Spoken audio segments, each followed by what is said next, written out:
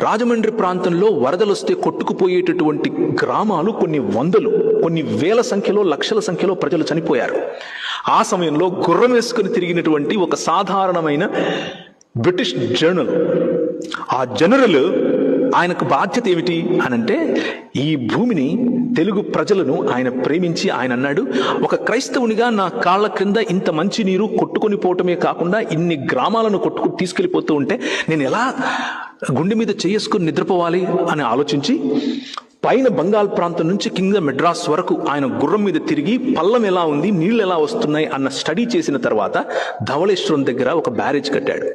దాని కారణంగా వరద బాధితులు అయినటువంటి తూర్పు మరియు పశ్చిమ గోదావరి జిల్లా వాళ్ళు ఈరోజు ఆ మట్టి తీసుకుని వెళ్ళి ఏ ల్యాబొరేటరీలో ఇచ్చినా కానీ భారతదేశంలో ఉండేటటువంటి అతి సుభిక్షమైన, అతి సారవంతమైన, అతి శ్రేష్టమైన నేలగా చెప్తారు.